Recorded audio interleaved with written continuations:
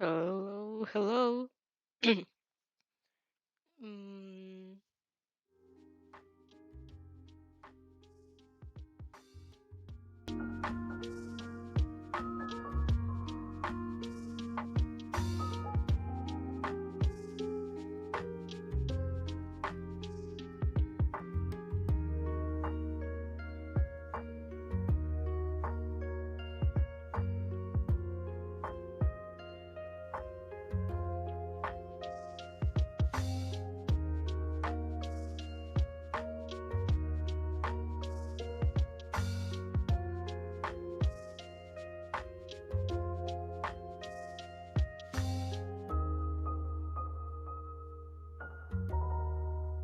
hello, hello. um, yeah, so I lost connection. I don't know in which part I left it. Oh no. Like this happened the last time I did an stream. And just let me check. I think I left it. It was left here. Oh my gosh. The Wi-Fi connection just went out. Why this just keep happening to me? Oh God. Ugh. Anyways, let's continue. I think it was in this part. I just hate when my stream just got split into two. And it just was I think it was just a 30-minute stream, the last one. No. Okay. Let's continue. We were I think we were here. Like, yeah, I'll just take it from here. Hey, Hawks whispered, and a hand resting on top of your head. I'm sorry it happened, but still, I'm sure you were awesome in there, and it will never happen again. Oh, that's so false. Sometimes you will really like not knowing anything about the future, just to be a guiltless character able to believe others' reassurances. You want to tell him that he's lying, that you're not an idiot. Instead, you nod, head very firmly into his jacket. He lets out a chuckle and ruffles your hair again. Wait, there it is. I had forgotten how meek you were. His voice is definitely teasing now. He's trying to distract you again, and you let him. Sorry, I just made words. I'm sure all villains were terrified when they saw you enter the battlefield. This could be your future trademark, you know? The shy hero, the one who instills fear. Oh, stop being a child, you grumble, voice muffled by his jacket. You shouldn't start teasing if you can take it. Me? Unable to take teasing? Hawk's voice is humorously deep in disbelief, and you can just imagine his offended expression. You've become so mean, Athena-chan. What makes you say that? I simply have more teasing material just now. You sniff hintily, hawkily. Maybe you can tease me about my shyness, but who was the one who flew all the way from Kyushu disregarding his important pro-hero task just because he was... You raised your voice with a sugary mocking. Worried for me? Hawks gasps deeply. His hand who was petting your head suddenly falls and gives you a full straight nuggie, and you hiss in protest. That's not the point, little fan, he whines. I didn't come only to help you. I had other things to do here. Yeah, sure. You throw in a singing voice. Like what? Hawks pouts bitterly, averting his eyes. That's a secret hero things. You can't know about them. Keep telling yourself that. His urgent protest soon turns into a snort as he becomes unable to hold back his laughter. His hands cradle your pressing even more closer to his chest. I miss you, little fan. He easily admits. Your heart skips a beat in his sincerity in his tone. You're about to reply that you did too. Earnestly, that you brought his feather everywhere and thought about him. Not just the smoking hot hero, but also the cheerful, joking person you had the fortune to meet. But the next moment, his body tenses. You frown. Dread spreads in your limb as you raise your face from his chest. His expression is overshadowed by the sun, and whatever is behind you is covered by wings. He doesn't look scared, so you don't worry, but something has definitely changed. We have company. Hawk smirks, half turning to stare behind his back. Unwillingly distancing yourself from the hug, you stand on your tiptoes to look over his shoulders. What you see makes your breath get stuck on your throat. There, at the edge of the roof, is Aizawa. His eyes are glowing red, jet black hair raised in the air, defying gravity exactly like his captured weapon, which is covered threadily around his shoulder. He looks furious. The bandage arm does absolutely nothing to lessen the killing intent he exudes. You're in trouble, aren't you? You didn't ask for permission before going, which is probably bad, but in your defense, you didn't have much more of a chance. You were basically stolen away by a flying menace. Luckily, you couldn't bear the thought of making Asawa mad. His anger doesn't seem directed at you. In a few quick strides, he's standing between you and Hugs. Eyes still red. Next time, he says, voice thick with annoyance, don't steal my student after the whole class was just attacked by villains. Meh. Hug raised his hands, not looking threatening in the slightest. You wonder how he can do it. You would piss your pants if Asawa was looking at you like that. There's no need to look scary, Razorhead. I know little Asira-chan. Isawa turns towards you, as if asking for confirmation. And of course you're not, because it's the truth. It's not like Hawks would go around kidnapping random high schoolers. He may be a bit childish, but not a madman. Your sensei doesn't look much happier, though. At least his eyes stop glowing, and whole his hair falls down. You have to peek over his black cloth shoulder to see the exchange. It makes you feel a little like a little kid witnessing their parents fight. Is still no excuse to steal her off after he just created a ran risk. Aizawa grumbles. Ask next time. I will. Hawks brings his hand to his forehead in a mocking salute, grinning sheepishly. Thank you very much, Razorhead. Aizawa rolled his eyes. He turned towards you, motioning at you to go with a look that says no arguing, and you not briskly. Who is you? Forgetting everything with Hawks was fun while it lasted, but you have ton of things to deal with, and unfortunately, they can't wait. At least Mike and the others will be happy to know that we're right. Your sensei grumbles as he starts walking away, with you following right behind. They always thought you and Hawks knew each other, since they saw your feather in the entrance exam. Yeah, yeah! Hawks excitedly his hands. We don't know each other. You know who she is, Eraserhead? She's my first little. You gasping horror. No! That's the one thing he absolutely cannot say. Aizawa will know you betrayed him. He will know you're Hawk's first fan too. You can't hurt Aizawa like this. You dash toward clapping your hands over Hawk's mouth. The man looks absolutely bewildered. Your gaze is almost wild as nervousness as you shake your head in a silent no, praying for him to just follow your request. You don't want to disappoint Aizawa. He will never trust you again. And just when you were staring to bond with him too. Hawk seems pretty baffled when you take your hand off his mouth. But then his eyes fill with mirth, and you understand you're done for. Never before have you felt such an instant of dread. Aww, he cooks patting your head. Are you ashamed of our relationship, Athena-chan? But why? You don't have to. It's an honor to be my Hawks. I saw interrupts him sounded extremely accusing. She's 16. You blink. What? Hawks appeared to be just as lost as you. Then the implication of what he just said and what I saw was subsequently guesses from the situation settles in.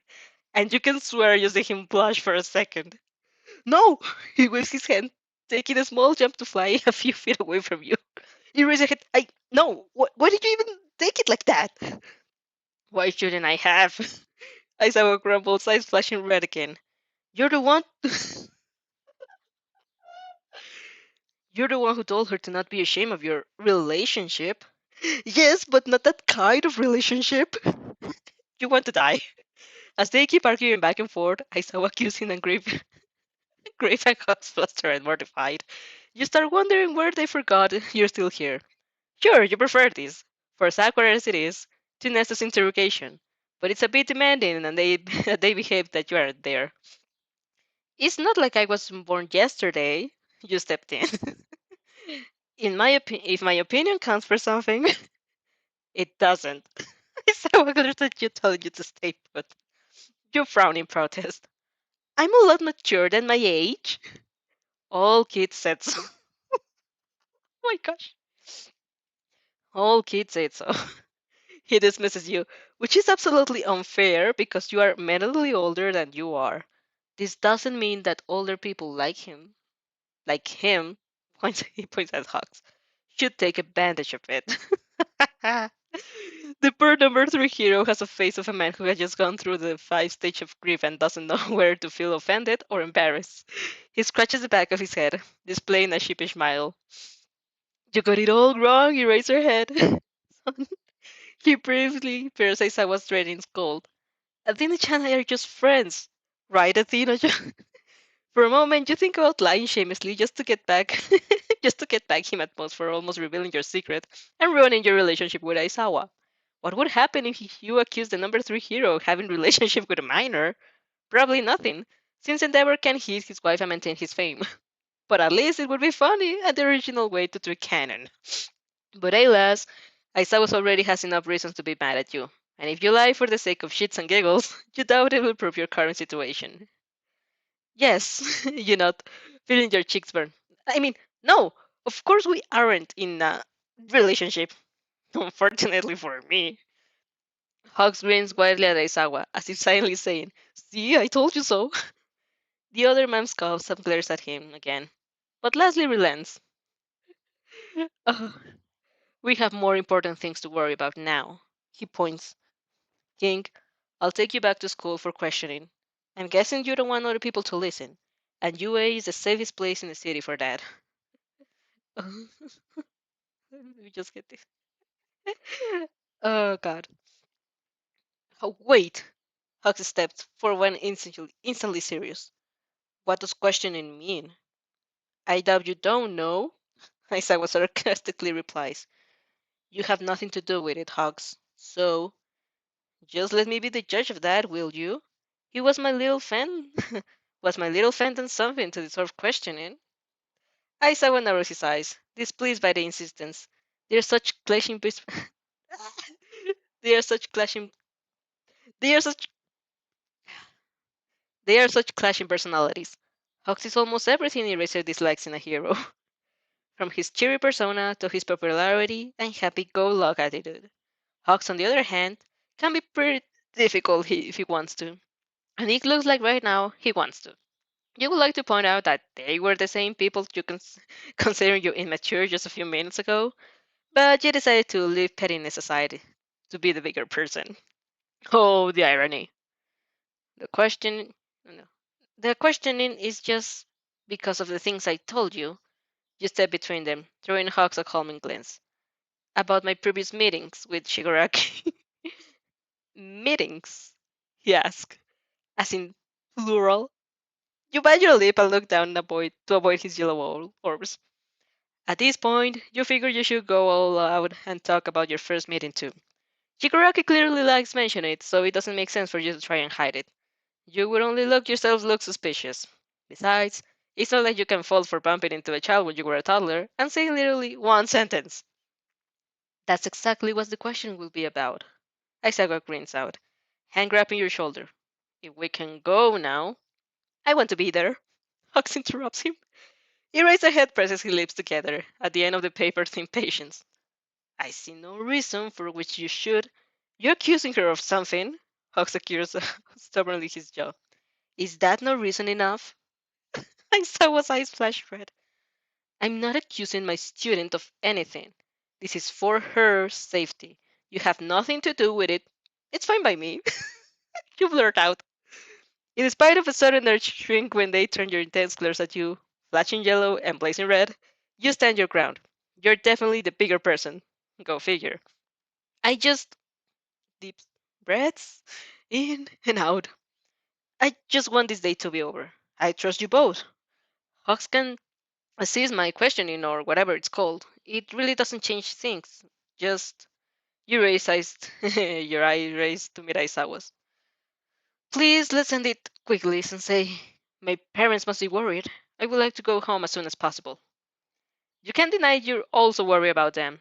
It's very unlikely that the League of Buildings would attack your house since they're injured and defeated. But what if they but what if the way they distress from a fight gone ground is exactly what a murdering couple of civilians? Aizawa basically deflates under your kicked puppy look, letting you outside. His hands falls gently on your head. Of course. Let's just go. Jumambola, thank you. That makes him touch an annoyance, with a faint mutter that, if your heart is so no mistaking you, sounded exactly like problem child. It doesn't look like he's even aware you heard him. He was simply expressing his frustration with you, with you, the only way he knows, without giving it any particular meaning. But you do. Oh, if you do. Your least part as you officially enter a dreamland. It's happening. That's how it's happening. The day is never ending, but this may also prove won't be the best of your life. I saw when your base crush is cold. It could be worse. I saw when House Weeks, his favorite, not favorite, is still in the wait. Oh, now you fucking done it. Oh my gosh. Next one. No, no. It's the principal. Here comes the principal.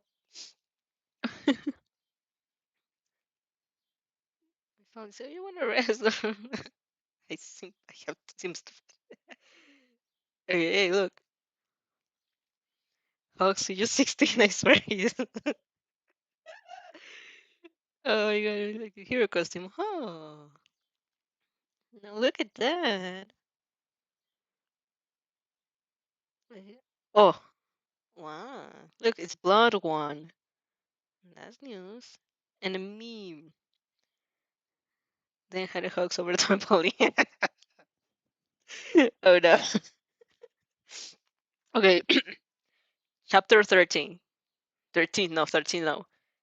Chapter 30. Cup of tea. Just as you expected, you're taken to Nesu's office. You stop for a brief checkup with Recovery Girl, who tells you that your ribs aren't cracked, although you went dangerous close to it, and gives you a kiss and some gummy bears to help you the pain. You feel better, although significantly more tired.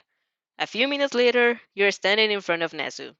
His IQ probably makes him the best lie detector you may possess. The man, or well, the merging of a dog, mouse, and bear, is sitting at his neck, hands joined on the table, humming a light heart tune with a small voice as he sips a cup of tea. He offers you one as you sit down in front of him, and you accept although you feel faintly nauseous, stomach completely closed off. You realize you've never been to a principal office before. You were never a troublemaker. Especially in this second life, you wanted to avoid such issues. And look where you look where that got you. If things end badly, you won't get out of this with a simple detention. Welcome, King-san. Nis. Oh my god. Nes agrees with a cheaper smile. Forgive me for requesting your presence immediately after such a traumatizing experience. I'm sure you understand. Of course, you nod. I'll be honored to help in any way I can. Perfect, perfect. You're very polite. And I guess you would be her defense attorney, Hawks? So funny. Man, man chuckles, not looking amused in the slightest. No need for that. Eraserhair assured me that she wasn't being accused of anything, and I trust my fellow heroes. The underlying threat is so clear that you feel as if the pressure in the room is crushing your lungs. Nesu pretends not to notice it, although he surely does, and nods approvingly. Good, good. Now, Kingson, your teachers told me that you're a very bright girl, so you surely know why you're here. You nod. You like the principal's attitude. Straight to the point. You don't fancy wasting time either, especially when your eyes are dropping with exhaustion as the adrenaline leaves your system. As you probably already As you're probably already aware of, today's attack was led by a man named Shigaraki Tomura. You start. You're grateful your voice doesn't mirror the unease on your chest. He has a disintegration quirk, says his goal is to kill All Might, and has shown a clearly childish attitude, in spite of the role of commands he holds. As you probably guess, I I had already met that man before. Not once, but twice. You feel both Hawks and Esawa tense at the admittance. Having refused to sit in front of Nesu's desk, they are standing behind you.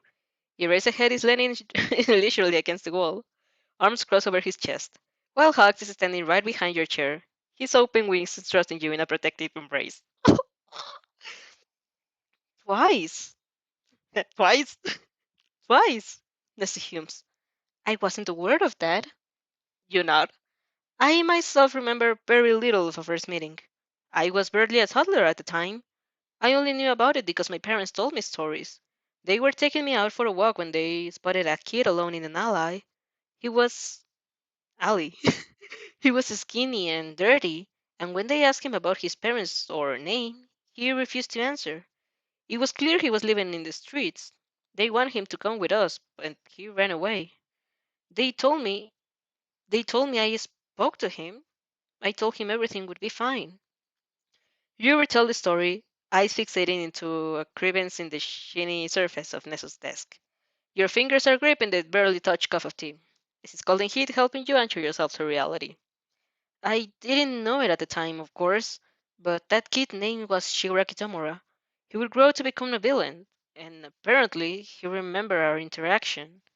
It's going well, you think? You're still breathing regularly, and your heartbeat has significantly increased.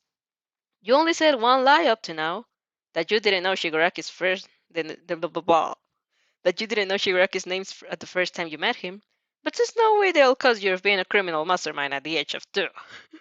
Even if they ask your parents for input, they will support your version of the story. Objectively, that's the only thing that happened. You had a confidential run-in with a villain when you were barely a kid, and spoke words of assurance you didn't even know the meaning of. Hiraki insists you did know, and he's right, but he's a murderer and mentally unhinged. Not a reliable witness. I see. Nesu nods in his furry head, looking almost fascinated by the story. That's quite a coincidence there, son. A wry smile bends on your lips as you reply. I have a story of it. Actually, confidential run-ins, important people. Both Aizawa and Hawks avert politely their gazes. The first with a huff and the second with a sheepish smile, as Nessa chuckles heartily. I can see that. Very interesting. Please, do go on. Our second meeting happened yesterday. You comply, going straight to the point. When the alarm rang, it caused an stampede in the cafeteria, and in the chaos, I was separated from my classmates. I tried to get away and evacuate from another corridor, but I ran into him. At first, I thought he was a third year and didn't question his presence. When I realized he was a villain, it was too late. He punched me against the wall and showed off his quirk by disintegrating Huck's feather. The man glowered behind you, growing displeased at the reminder. During our conversation, he always kept 4 fingers on my neck, threatening to add the fit and one and kill me if I tried something. I decided the risk was too great and to humor him for the time being. Then he told me he remembered me. He must have a good memory, Nisu muses. Or maybe you left a deep impression. An aftertaste of ash fills your mouth as you swallow. I remember about the story my parents told me and put together the odds. So I told him I remember him, too. Denying it would have probably made him mad. We didn't talk much after that. His ally, Kurigiri, showed up and found me there. He was surprised Shigaraki introduced me as an old acquaintance, and I reassured I wouldn't say anything. He threatened to kill my family if I tried. Nessa's expression doesn't change in the slightest. He probably guesses there was some sort of blackmail involved. With that brain of his, it's impossible to know. Aizawa's reaction, if he even has one, is silent, and you can't turn to look as you decided to take the courage and go on. I I evaluated the seriousness of their threat. On one hand, I doubt they could keep me in control 24/7. On the other hand, one of them had already proved he possessed a quirk that enabled him to appear anywhere he wished, and I didn't know about other allies they could have. The risk was too high, so I decided not to talk until I could back home and make sure my parents were safe. I lied to you, Sensei. You give a glance to Aizawa, avoiding his eyes. I am deeply ashamed. I know I should have prioritized the school, but I wanted time to think it through and find a way to let you know about Shigaraki's infiltration without entering my parents' lives. As you can guess, though, the attack happened. The attack before blah blah blah. They attacked before you could devise a plan. Nezu easily deduced. Just today, you were brought to USJ and found them right in front of you. It must have been quite scary. It was, you easily admit. Kirugiri said I was too great hassle to be left alive. I didn't know with certainty why he wanted me dead. Maybe he doesn't like the connection between me and Shigaraki? Although, well, it's not that very deep in the first place. I wouldn't say it so easily. Oh no. Nezu argues, voice light, but chilling. Billions are more often than not unstable people, Tina-san. Mentally unhinged, I would say. You would never form a you never form what's a deep connection in their opinion. Perhaps you hit much closer to home than you think. When barely a toddler, you spoke to young Shigaraki. You open and close your mouth, at loss of words. You've had doubt already. Actually, you've had it since the moment you left your lips 14 years ago. But for Nezu to expose the truth calmly and clearly, fuck, talking with this guy is truly taxing. He's sapping your energy in an alarming rate. In the end, everything comes out in your mouth is civil. I I hope not. Of course you do. Nezu nods patronizingly and invites you to go on. So Kirigiri wished to kill you. I suppose that's why he sent you to the plaza, the most dangerous place of USJ at the time. I thought so too. You agree. Fortunately, Sensei was there. Nezu clapped his paws with a cheerful smile. Yes, how fortunate! Aizawa told me that you've been a great help, though. Don't sell yourself short, Athena-san. A great help? You flush. Even in this situation, the thought of Aizawa complimenting you makes butterflies inside your stomach. I gave it my all, I guess. Plus ultra? Smile flickers on your lips. And when Sensei faced Shigaraki, I told him about his quirk. I should have done I should have done so earlier, but in the heat of a fight I had slipped in my mind, so I told him when we were in front of him. He heard me and didn't like it. It was so stupid on my part. I should have thought about my parents. Your family is fine, Athena, no, King-san. Nestor assured you. I sent a few members of US staff to their house to warn them about your momentary location. You blink. Oh, so that's why there's none else on your interrogation. I can't read. So that's why there's no one else at your integration. They're either at USJ or your house. Couldn't have started with that. A tremendous feeling of release washes over you, sweeping you in a tidal wave of silence. The weight which has been crushing your chest for the last day finally lifts. You let yourself exhale a tremendous sigh. Your parents are fine. You didn't fuck up. They're fine. God, if you messed up this bad just because you had to be stupid and interact with a villain at the age of 2, you would never forgive yourself. That's good. You nod. You suddenly don't remember what you were saying. Something about the attack of Julius? But what? With the last word nagging at your mind finally gone, you find nothing is keeping you in your functional, except the faint of buzzing of rapidly fading adrenaline. You're so tired. Will Nestle let you sleep in his office? Is there something else you'd like to say, King-san?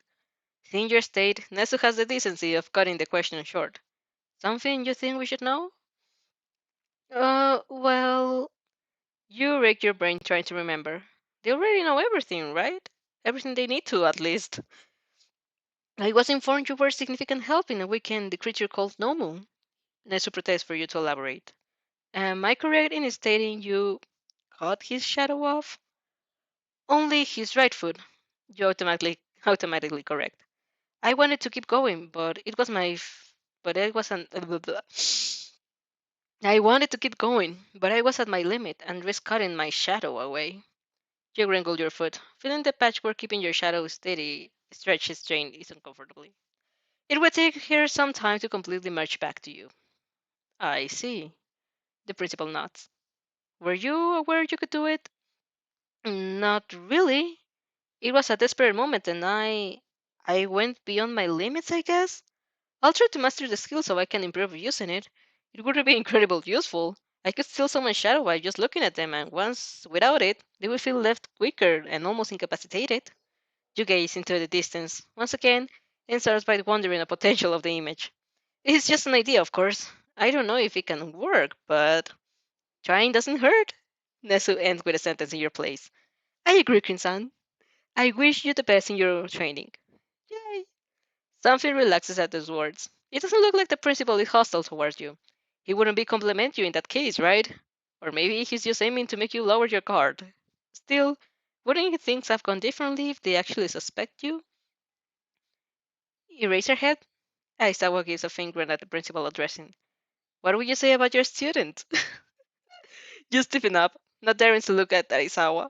Would that be considered an attempt to sway him to your side? No, you're being too paranoid. It's just a natural look at someone as when he talks, especially if he's talking about you. But you can stay still in your chair, finding comfort in the shadow of Hawk's opening wings crushing yours.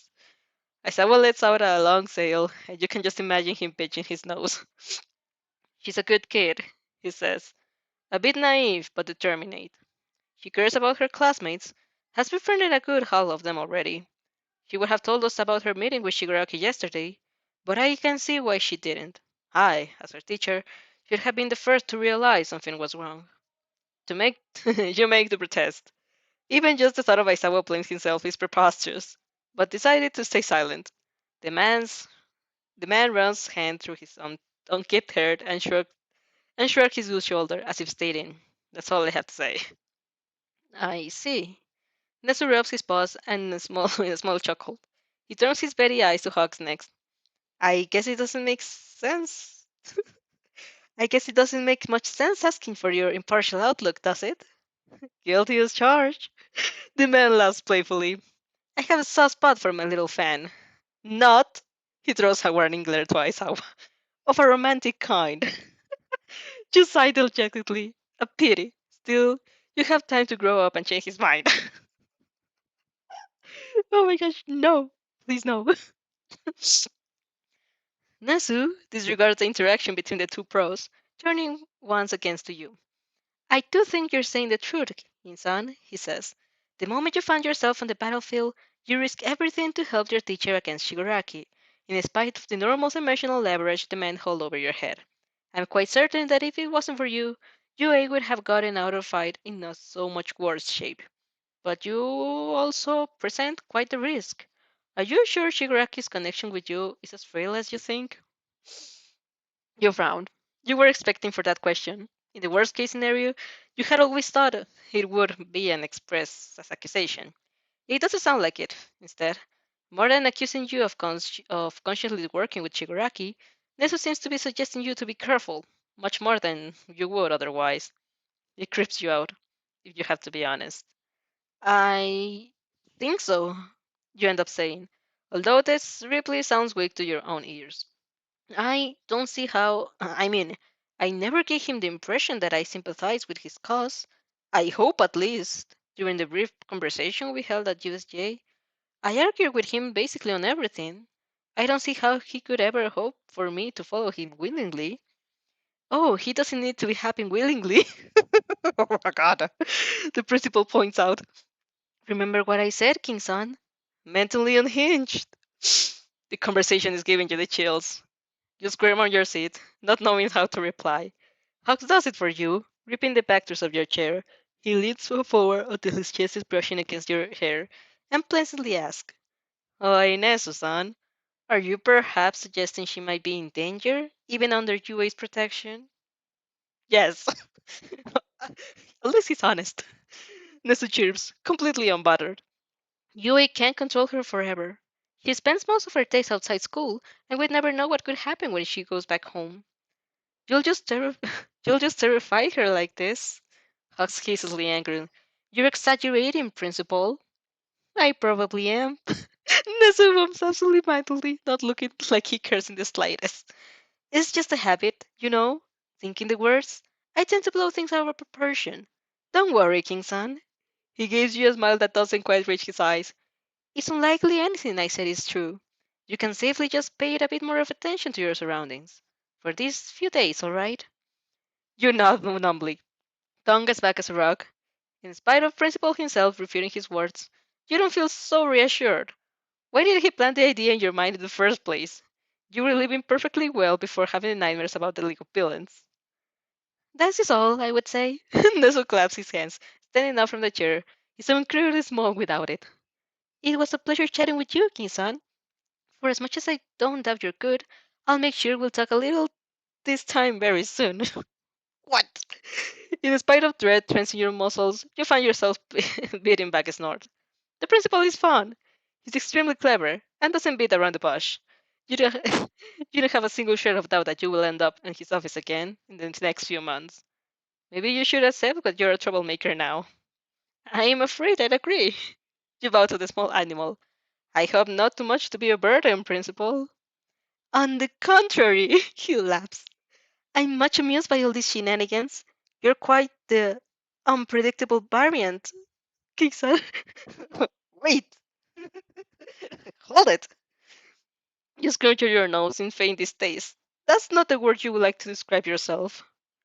Really? I don't like unpredictable things. Oh, I don't doubt it. That's a smirks. You look just like the kind of person who always knows what's going on around here. Oh my god, he knows something. Your lips rise in an amused smile as you meet the principal eyes. If it wasn't completely impossible, you would say he knows. He's just freakishly smart enough. And the last sentence definitely sounded like a jab, hitting a bit too close to home for comfort. There's no way he'll deduce you came from a parallel universe and already know the plots of their lives. But he's definitely figured out there's more than you're letting on. Apparently, though, unfortunately, he's also figured out you don't need to do anything against UA. The conversation would have gone as smooth otherwise. Nesu's eyes turns into the two men behind you. I trust one of you fine gentlemen will make sure that King-san gets home safely. Both Aizawa Hawks nod their heads, with a varying level of enthusiasm. The principal hums, looking pretty satisfied by the outcome. He gives you one close-eyed smile and sends you off with a small wave. Before you can cross the door, a last-minute realization makes you halt. Principal? Yes? You both throw in for paper and pen. May I have your autograph? Of course, we're asking for an autograph. Oh my god. That's so funny. Oh. Around half an hour later, you find yourself in front of your house. Nesu's autograph. I wish you the best, King, till the moment you end up in my office again. Nesu, principal of UA. Is carefully folded in your school books, and I saw one hugged and flanking you on either side. The latter cheerful humming, while the other looks moments away from committing a homicide suicide. In spite of how you're yearning to check yourself that your parents are fine and get a hug, you turn towards the two pros, and bow to thank them. You can even get two words before Hux is stealing your head back up and thrusting a slip paper on your face. My number. Wait. My number. He winks. Don't give it to your classmates, all right? Wow. You blink down at the paper as it was a sacred, as if it was a sacred relic. Of course I won't. Good. He pats your head. Just in case, you never know. It seems a feather isn't enough. He flicks good humoredly your nose, making you scrunch in protest, in spite of your lip stretched out in a smile. He cares. So this time, if a villain comes out, you just have to call. You just. I can't. So this time, if a villain comes out, you can just threaten to call me. Holt continues with a certain air of self-importance, slipping into the realm of a good-natured teasing. You know, as if they were as if they were bullies in the playground and you were threatening to call your parents. They're gonna run away, I assure you of that. If they don't, in the meantime, you've called me. I'm quite fast if I can say so myself. Kyushu is also quite far. It's our dead pants. Hawks ignores him. You relish the last hug he gives you. Cheeks smush against his fur jacket before he's shooting up in the air like a missile. Blooded, blood red wings whistling under the setting sun. Oh, and little fan? He chirps a moment before flying away. I would check my pocket if it was you. One can never give too many gifts, right? He keeps up. You part your lips about to question him when your hand holds in your pocket. A feel of and feels the unmistakably soft feather texture you've come to associate to him all these years. Oh my god, he gave us another one. That slight little. He slipped into your pocket while he hugged you, didn't he? And to think you were restraining yourself from asking from asking him for a new feather of being rude. Fear of being rude. Warmth lump in your chest as you close your fingers to the feather. Wetting the back into place. With that back in place, it's truly as if your meeting with Shigaraki was nothing more than a terrible dream. You raise your head to thank him, but he's already far in the sky. You're pretty sure he gives you a salute, although his figure is too small to know with certainty. Once he leaves, the situation basically sobers up. It's just you and Aizawa now, socially inept at anything that isn't respectfully bowing and grumbling, and you don't really know where to begin. So you bow. But before you can utter a single word, he anticipates you. He chokes you, right? No! You howled. Words trail enough of the memories of the previous day clone their way to the forefront in your mind. The sentence is absolutely out of context. Yet, you understand instantly what he's referring to. Hand going self-consciously to your throat. You lament internally your terrible skills were a concealer. You wonder how your skin looked now, marked by 4 angry fingerprints. So I guess it's visible, you mumble. I had forgotten about it. I saw her runs his I saw her runs a hand over his face. Ibex more pronounced than ever. You had it yesterday too, right? As you left in the bathroom. You're not. It's almost imperceptible, but he sees anyway. The man lets out a tired sigh. His next mutter is barely audible in the complete stillness, reading with frustration and deep bloating. How did I not notice? The capillarities has been broken only a few minutes before. You trip over your words explaining why definitely it isn't at all Aizawa's fault. I doubt the bruise was already showing, and I did my best to hide it. I didn't want you to see. There was no way it could pass as a sign of a stampede. There was no way I could pass as a sign of a stampede, which is exactly what I should have noticed. He calls you up breathlessly. You're my responsibility. Oh, wow. Yes, and I trust you, Sensei. But that wasn't something I couldn't help you with. It's exactly what you were about to say, but only the moment it leaves his lips you realize how bad it sounds. If a villain attacking you in a school corridors isn't something your hero teacher can help you with, then what can he do? It wasn't something I wanted you to help me, Sensei. You say, nails sinking into your skin just to reopen the previous scratches. I didn't want to risk it. It was selfish, I know, but it was too soon. They could have been watching me, and I. You bit your lip almost to the point of drawing blood, feeling like a child who disappointed their parents. You're too tired for this melancholy. Your emotions are fried and pulled so high, so thin you feel like you could cry any moment. You want to burst in front of Aizawa. You really don't need to give him another reasons to see you as a helpless child.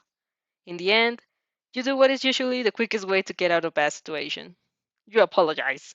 Partly you do feel guilty because if you had been a complete honest, you did kind of bring this up on yourself. You could have just ignored the kid Shigaraki, but no, you had to fall for his puppy eyes.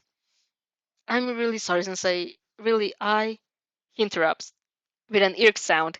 His speech in the bridge of his nose, sunken eyes glaring at you. What are you saying sorry for? You've been just attacked by a villain twice in 2 days, and you think you need to apologize? I. You frown. I'm sorry for putting you in this difficult position. You problem child. He says it like it's almost like an offense, throwing out of his frustrations. Think about yourself for once, will you? I am, you protest. I'm happy of how it ended for me too. I'm alive and all my loved ones are fine. What else should I think about? Aizawa's gaze scans you for a few seconds. Now, King, I want you to know that something like this will never happen again. Never, alright? But, in case it does, If you want to tell me not to avoid putting me in a difficult position, he stresses the word so much that you feel faintly sheepish as you nod. I want you to tell me because I am your teacher, and although you're undoubtedly a very clever girl, you can't go around facing villains on your own. Oh my god, he called you clever! And if you can explicitly tell me for whatever reason, it's not a problem. Just come up with a code. You know about codes, right? You hurry to nod. Will you have a secret code with a Sawa? Oh god, wait. This is serious thing you can only be used in serious situations. Yes, of course. Serious. There are lots of instances and underground jobs where you have to communicate without making noise. There's sign language, Morse code. I saw a list of of his fingers. If we if not, we can just decide on a normal, unassuming sentence. And if you approach me with that, I'll know something is wrong. All right? Yes, you nod. Thank you. Stop thanking me. Hit that tense. Next time a villain threatens you, which is not going to happen, but if it does, you'll come to me and ask me, Sensei, can I not do tomorrow's homework? I don't feel so well. You open your mouth in a gasping gasp. I would never do that. That's the whole point. It's a good. I saw I shoot you in a bemused glance. Of course, it's always possible that one day you really feel unwell and want to tell me. In that case, just phrase the sentence in a different way and I'll know there are no problems. When you ask for help, use that exact sentence. Alright? You nod again. Feeling the soldier getting shows ropes by their superior. Alright, Sensei. What's the sentence? He insists. What? What's the sentence? I want to make sure you know it. I. You puff out your cheeks in a pillant pout. I don't want to say it. I don't like it. I will never I will never show such a blatant disrespect. King, I saw was just your surname sounding absolutely done. What's the sentence? You let out a small whine and relent, partially because of the point of his so sexy. Sensei, can I not do tomorrow's homework? I don't feel so well. Good. He praises. Something satisfied enough. Now go back to your parents. They must be worried. Yes, you bow. Thank you, Sensei. His hand lands on your head to ruffle your hair. Stop thanking me. Just avoid having other meaningful moments with villains, alright, problem child? You let out a snort. No promises. Sometime later during the overhaul. I swear it's not as bad as it looks like, but I may have a connection to this villain too. I said, well, good damn it, King. You had one job. That's right, we've already met him. Oh god. Let's hold on. I had to respond something. I'll just let me. Oh god. Uh, familiarity. Oh no. Okay, just hold up a second. I'll be back in 3 minutes.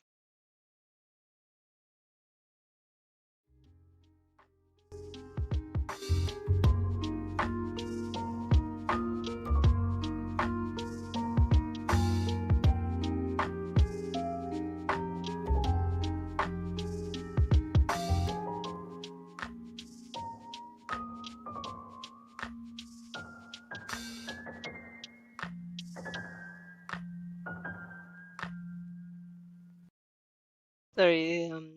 Some messages I have to attend. Okay, so let's go. Let's just continue with this, and I think this will be the last, the last one for today. Oh god. Is there? Yay! We're here. We also have the memes. This. Bueno, sí, una pixel broccoli over and this. What? Emoji again. And the third one. Hey, it's just me crazy or this. If I never recall. Okay. Let's continue. Chapter 20, 20 no, 30. Chapter 31. Familiarity. Yeah, familiarity. You shoot a glance to your phone screen before entering, seeing that just like you expected, it's been swarmed by messages from your friends asking how are you faring and why did you disappear so suddenly. Aizawa must have covered you. There are no Hawks kidnap you student headlines at least. You'll answer to everyone in a moment. But right now, you're just too tired. Luckily, by the time you get crushed in your parents' hug don't look nearly as half as bad as you did during the attack. Your cracked ribs are almost bruised have been healed by Recovery Girl. And you taking a bandage from your first aid kit to wrap around your neck, covering it while making up where they had been. I'm distracted, sorry. Covering it makeup would have been a nicer, since bandaging is basically admittance of hurt, but it has already failed you once, and everything is better than letting your parents see the signs of strangling their daughter's neck. They hug you very tight. It's the best hug of the world, as always. Comforting, warm, not suffocating. You feel like if you just hold into them, you could pour all the frustration in an empty space between your bodies, and you'll be fine after. You always step back before that, though. You don't know why. They told us. They told us. Your mother looked fresh, her messy and eyes open in disbelief. They told us that the kid we met all those years ago is a villain now. That he was the one who attacked your classes today. It's true, you nod, mustering a small smile. The coincidence of a life, right? Mother snorts out more like a sob. She's not crying, but she's clearly so damn close to it. And honestly, you are too. Not the moment though. It's never the moment. You have many other things to think about, and then you better sleep. Did he remember us? Father asked. He was just a child, so maybe he did, but it doesn't mean anything. It happened years ago, and we talked for barely a minute. He gave no signs that he cared about that interaction. Oh, how easily lying comes to you sometimes. If you told your parents about Ness's blah, blah, blah, blah. If you told your parents about Ness's suspicions, they would completely freak out. Now that you ain't know that they may be in danger, they'll watch over you them anyway. They don't need to know. You want them to live life serenely. Besides, Nesu himself, he was probably exaggerating. Your parents won't get involved into this ever again. You'll make sure of it. I see, Mother murmurs. Well, that's good. That kid. How could we have imagined? Her eyes cloud for a second. Do you think if we saved him that day, could we have changed something? Probably not.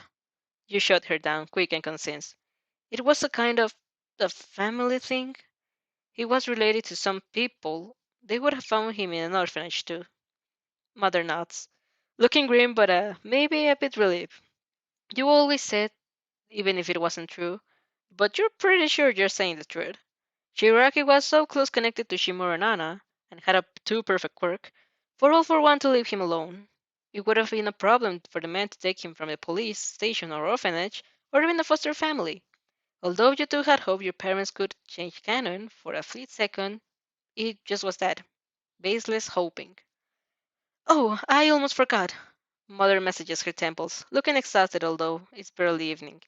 He he's waiting for you in your room. He rushed here the moment he heard about the attack, but you were still at school. If you're so tired, sweetie, I can just tell him. No, you interrupt her, instantly understanding who she is talking about. I want to. I'm going. You give her another hug to each of your parents before heading up to your room. You should have guessed it. That's exactly something he would do. If you don't answer his calls, next step is running all the way to your house. You do feel tired, but he deserves to see you. Besides, you just feel like getting another comfort hug. Inasa is facing the other way when you enter the room. He's standing next to you beside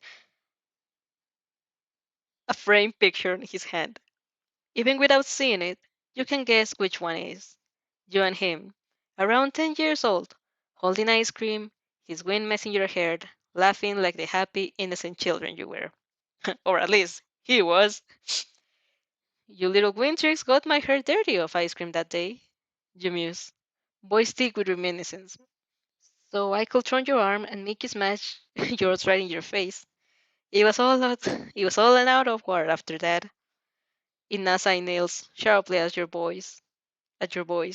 He turns, eyes wide and earnest, and you barely hear his rush whisper of your name before he's holding you tightly. He dwarfs you as always, broad shoulders in over your smaller frame. You! His voice trembles for a second.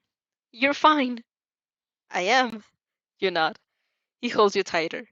For a few minutes, you just cling to each other, letting Inasa hold into you as if you were the last thinking, keeping him afloat. He relishes in the fact that you're here. You're fine. And that you're fine. You're him with him, and he won't let you go away again until he has to. No villains will come anymore. If they do, he'll be here, just like he promised. I'm sorry, he exhales in a tremulous sigh. God, Athena, I'm so sorry. Inasa-kun, you humble softly. Don't be. I'm fine. I'm happy you're here right now. You raise your arms to cradle his head and run your hands over his short hair until he relaxes, letting out an exhale thick of emotion. I don't understand, he breathes out, arms grabbing onto your face in his buried his chest. What? Arms gripping you until your face is buried in his chest. Why do students have to get involved with this? Why do you have to get involved with this? Villains should be stopped before they can hurt kids. I'm not a kid. You're 16. You frown, voice barely audible. He lets out a huff. Still, you shouldn't. Please, why don't you come to Shiketsu? You bite back at a remorseful sigh. Hinasa-kun. I'm not saying it's Yui's fault, of course. I know they would never get their student hurt on purpose, but maybe it's just the pains go too big. But maybe it's just pains too big of the target on your back. You shouldn't risk your life at school. You should be safe. I can't. He burrows his face into your crook of your neck, taking a quivering breath. I can't lose you. You bite down your lip, overcome with emotion. Hinasa-kun, why can't you tell him? He's right. 16-year-olds shouldn't risk their lives, and UA does paint a big target on your back. It will paint even a bigger one soon.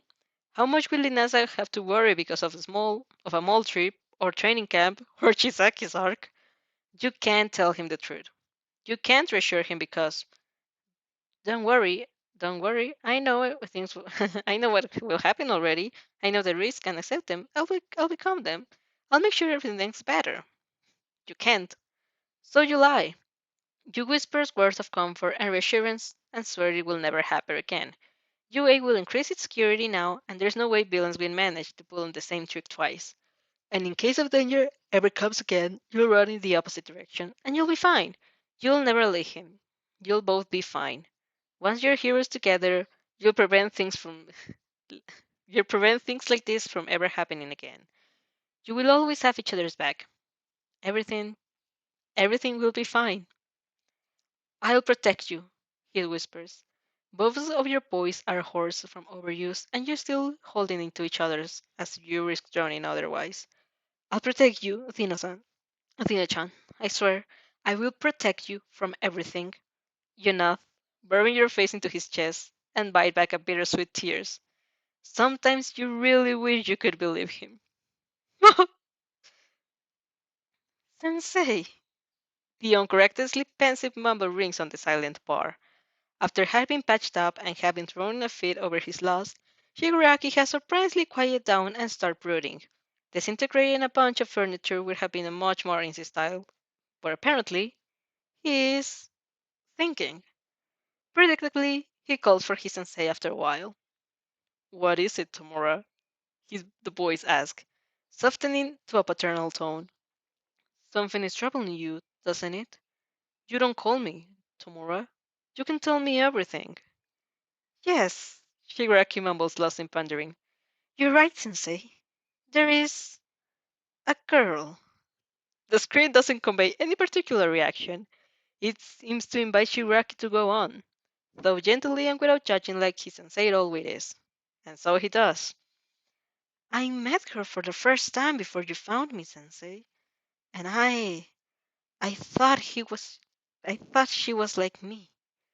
He grazed his teeth in anger, remembering the girl's idealistic words in the USJ, when she patterned everything he wanted to hear to her to understand. No, I'm sure she was like me, he insisted. She understood. Somehow, she knew who I was. She knew me. I'm I'm sure of it. I believe you, Tamura. All for once calm voice calms him down again. What happened? Did you meet her again at UA? As always, his sensei is far too smart. I did. Shigaraki mutters. Now that the rage has disappeared, everything left inside him is a quiet sort of disappointment. Like a child who doesn't get the gift he is hoping for and now feels unjustly wronged. But she's training to be a hero, sensei. He spits out the word with a deep distaste. She says she believes in All Might, and she wants to do good. She has understood nothing of society. I thought I thought she was different. He crosses his arms in annoyance, being careful not to accidentally disintegrate his shirt. That would only make him look at more in the net and pity than he already feels. I see, All for One says. And what would you like to do about it, Tomura? I, he hulks, taken off guard by the question. If he had to be honest, he was expecting for Sensei to tell him that he was being too brash, or that he could stop concentrating in such a trivial matter, and look in the bigger plan. He himself feels, on a rational level, that he's giving the girl too much importance, but he has also never particularly cared about rationality. What would you like to do about it, Tomura? That's a difficult question. What does he want to do? Make her suffer at first and logical answer. She's a hero in training, she admires All Might, and she's even convinced in that way that only the right ways will solve nothing. Shigaraki grits his teeth in rage just thinking back on it.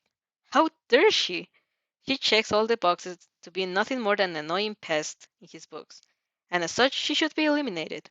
But thinking about killing her, touching her that soft mouth, who only said grown things and who only lies, with all 5 fingers and watching her decay, doesn't bring him the satisfaction he thought. He knows how to distinguish it. When he thinks about killing All Might, he feels more than satisfied enough. Even thinking about killing that stupid green-haired fanboy brings him a more subdued, but still delightful sort of pleasure. Imagining her dead isn't the same. It's silly and wrong, and only leaves him with a sense of emptiness, as if he wouldn't know what to do with himself after that. It would be easy, yes, but where would he begin? Where would that bring him? What would that leave him? It would be useless. More than that, it would be wrong. Don't worry, everything's gonna be fine. In a sudden fit of rage, Shigaraki's hands fly to stretch furiously at his neck. Why? He doesn't understand. He hates it. He hates her. Why did he? Why did those words come into his mind again? Why did he keep thinking about it? Why did he never forget her and even all these years have passed? Why? She, did, she had just been lying. She even admitted to it. She knew nothing would be fine at all, especially for him. She knew that she lied. He stops with a gasping gasp, taken by a sudden realization. Yes, he whispers, hands falling from his neck. Yes, that's it. She was lying. She was lying the first time they met. She lied and lied and lied. What if she was lying then, too? You're drunk, Shigaraki-san. I'm not pretending. I want to do good. Maybe she was been lying the whole time. I think. He pronounces the words with care, aware his sensei is listening attentively. I think she stills like me. I think she does understand me. But maybe the heroes made her forget? Or maybe she wanted to forget. That's possible, Tamura. All Might's muses. All Might. All for one muses. The knowledge of no, the knowledge of how harsh the world can be is a heavy weight to bear. Maybe the girl preferred living in a fantasy rather than recognizing the flaws of her society. Yes, Shigaraki nods, more and more convinced. This makes sense. This makes so much sense. Maybe, maybe you just need to say it to yourself, don't you? He had been right. There's all that's all that she needs. Someone to break her glass wall she erected to hide from the threat of the world, to shatter it in a million pieces. Violently, violently, if necessary. Who cares? That's the whole point anyway. Reality is harsh, and heroes can't protect it for you. Can't protect you. I just have to make her understand, he whispered, cracked lips threatening a smile as wide as the terrifying. I just have to make her understand, Sensei. And if she doesn't, I just have to show her. She'll remember. She'll remember what she already knows. She'll be forced to admit it. I know she knows how bad society truly is, and I will make her acknowledge it. That could work, Tomura. As always, All for One's voice is analytical and yet approving at the same time. Do you think she could prove to be useful, in case you manage to sway her on our side? Oh, undoubtedly. A spark of annoying flashes through the boy's face and across his arms, grumbling. She's strong. She heard my Nomu. That takes all for one's attention. She did now. Her power has to do with shadows. I know. I thought I was correct. Her power has to do with shadows. Kurogiri steps in the conversation. Shigaraki would probably get sidetracked explaining the girl's complex quirk. She can make it work as a telekinesis as long as she's looking at someone's shadow, controlling her movements and potentially crushing them. Her file says she can also hide inside her own shadow and will become invisible. I thought that was all there it was, but during our attack, she showed an unexpected ability. She cut part of the shadow's no more off, and when she did, he was weakened. Weakened? No, weakened. All for one repeats, almost mulling over the word. Yes, Kurogiri nods. She was also brought by her limits by this move, though. It seems she doesn't yet have control over it. All for one stays silent for a few seconds before replying. So you're telling me that potentially, if she learned to master his skill, she could cut off anyone's shadow and incapacitate him with one look. Well, Kurikiri's face is unreadable, but he sounds almost unsettled. Considering how cutting a foot off took all her toll on her, we can't know for certain if she's capable of it, but theoretically, she could. I see. No, you can't, darling. You're blind. You don't have eyes. Sorry. Oh, for one of them, well then, Tomura, I think your plan is for the best. Really? Shigaraki grins quietly standing from a stool. Of course, his sensei replies. She has potential. She just has to agree with our views. And if things are like you said, I take it as not too far-fetched hope. Far-fetched hope. It's not. Shigaraki's first. I will make her agree. Remember, Tomura, all for one voice comes as a slightly cheating in this time. Violence can't solve everything. Sometimes words are the greatest weapon to bring someone to your side. Oh my god. Huffing childishly, Shigaraki mumbles something in response. Of course he knows. His sensei repeats it often enough. But still, he can't help but think that the words would only be boring, but ineffective in this case. He has to make her see, regardless of her will, how flooded society truly is. How can he attain with some honey-coated words? His sensei is smart, of course, and wise, but just for these ones, Shigaraki is sure his plans would work better. He will make her remember. He will make her admit the hypocrisy of his beloved heroes, of her stupid hopes and dreams about helping people. He'll destroy everything she is now to shape her into someone who could understand him again, just like the first time they met. And if this requires violence, pain, and death, then so be it. He won't break her, not completely, but he'll be close to it and just close enough to let her taste defeat, to let her see how futile her stupid idealism is, to let her see that his way is the only one, the right one, and if she wants to survive, then it will be by his side. Beside, he looked quite the look of helplessness on her face, holding your forefinger on her neck, a second away from fighting the last one, like her on the school corridor.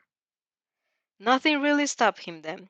The only things in the way of her death is his own mercy and the silent plea in her eyes. Yes, he likes the idea. Someone who can understand him. Except for Sensei, he has never had anyone like that in the first place. Had blah, blah, blah. Has he ever had anyone like that in the first place? He wants that. Seeing her again has somehow reawakened the intense desire of belonging. Huh. A desire which he had long ignored because he didn't even remember how it felt in the first place. Now that he does, although he only had it for a moment, the time span of a single sentence, he crows to feel it again. Don't worry, everything is going to be fine. He's right. It is gonna be fine, just not in the way she thinks. Oh my goodness. All for one. Use words, not violence. Shigaraki when he meets you again. Just look down at the notes. If you don't come with me, I'll disintegrate everyone you know. Hey, these are technically words. I mean, technically there are words. He's not lying there. Oh my goodness, okay. Oh, I think I'm going to night conversations. Oh, okay. I'm just going to let this here. So we got on our 32 chapter. We are half the way through half the fanfic to change things. Oh my god, guys, this is getting so much. This is so much fun. What the fuck? Like I've read it. I read lots of oh my god. I read lots of fanfics, different type of tropes. This is this is so fun. I'm really enjoying this. Oh my god. Get the music going again. And let's leave this here. Oh guys, again, if you want to read continue reading this at your own pace, the the, the, the, the link are on the description below. If everything goes right, I'll be probably doing the stream on Tuesday with our how do you say this? With the original chronogram. The original I don't remember this word. The original schedule. With our original schedule again with my head is just we will return to our original schedule if everything goes right, and if not, then we will see what's happening. If you want to be or know when things are going to be again on stream, you can always subscribe and activate the notifications for you to be notified when I'm doing stream. With no further excuses or things to say, I will be seeing you on the next time. Mwah. Bye. Wait, the music? Where's the music? There's the music. With that said, mwah.